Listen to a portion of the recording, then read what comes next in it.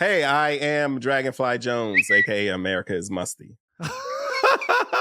I am the Jethro Jenkins, aka John. I'm Gardy B, and this is the Jenkins and Jonez YouTube channel. We've got fresh YouTube exclusives dropping every week. Like and subscribe so you make sure you get everything in your feed.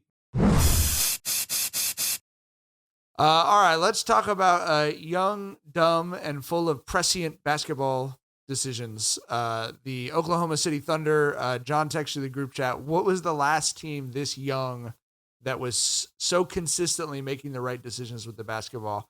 And Tyler and Jackson, I think, correctly answered it was the Thunder with Right. in the baby Thundo, one of the most fun basketball eras of the last 20 years. But John, what has you so excited about this Thunder team? I don't know. I just feel like they make all the right decisions. They make the game look easy. And I would say that like the other Thunder team, the 2012 Thunder team was a much better team. You know what I'm saying? This is a talented team, but that was a much better team. But this team, when I look at them, I'm like, they make the game easy. I'm not going to say that with a Westbrook ran OKC team. You know, he made the motherfucker look really hard sometimes. He was just so good that he could, that Force of didn't affect will. him in the same way. Yeah, it didn't force affect him of in the same way. But yeah, exactly. But this team, the decision making jumps out at you.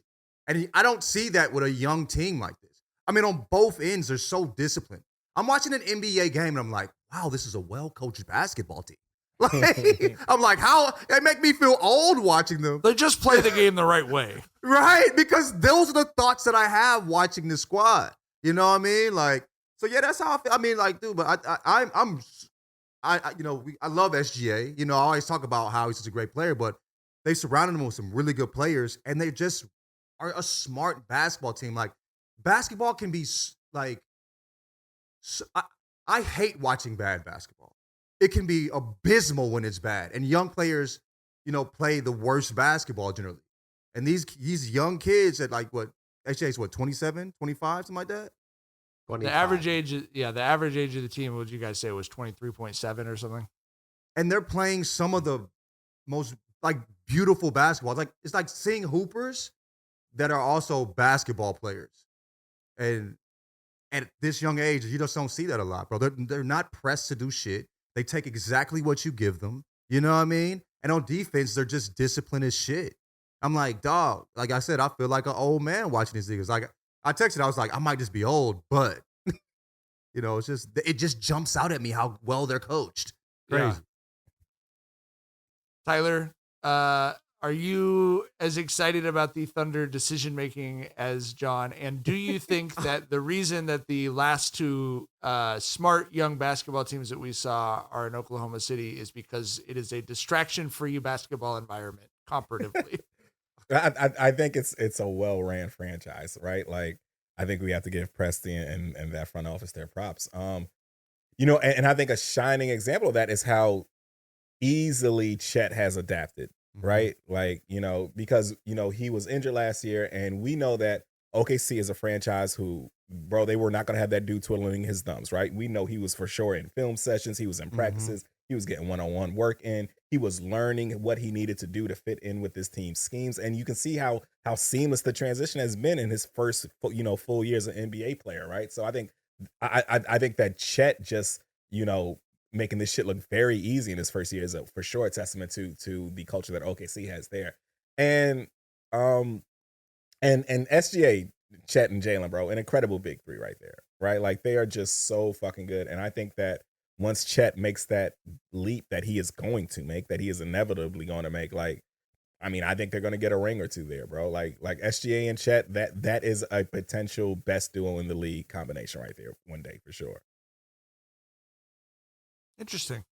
I don't know that I agree that it's inevitable. You don't feel that way about OKC? He's a Chet hater, man. He's a Chet hater. How much Chet do you watch, though? Because I'm like, when I see Chet play, I've not a whole lot. I watched the Thunder play. No, but I don't quibble with the word inevitable in terms of his actual development.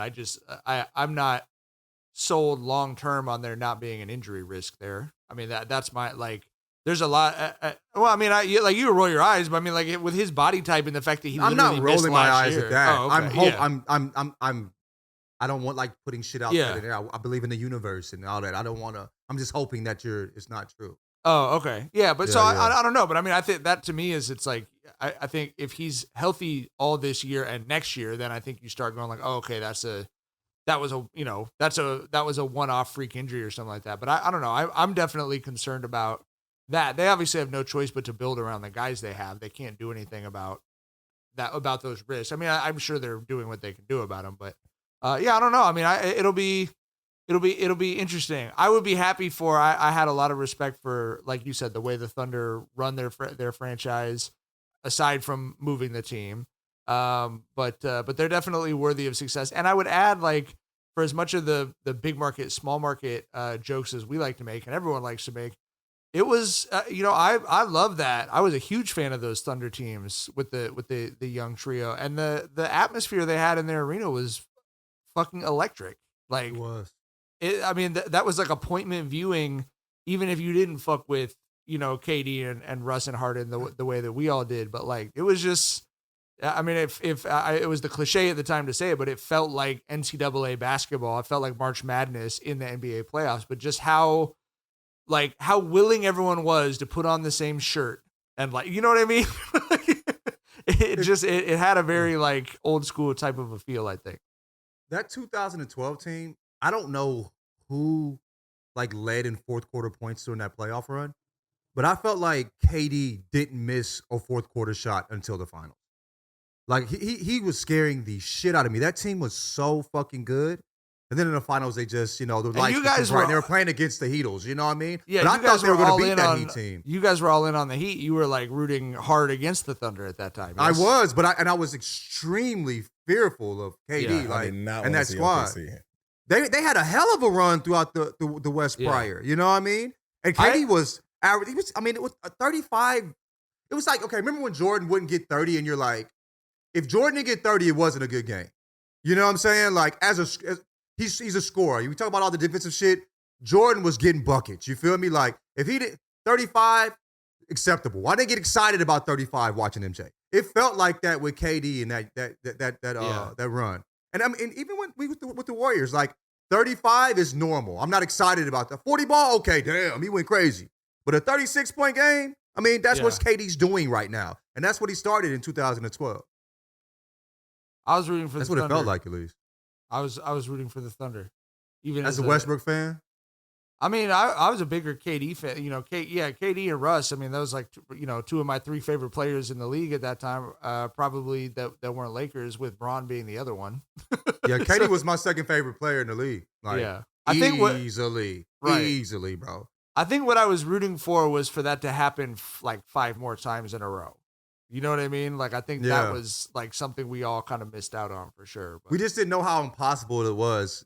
See, until we saw Harden averaging 36 a game. You know what I mean? Like, that was never going to happen. We just didn't know. You know what I mean? Yeah.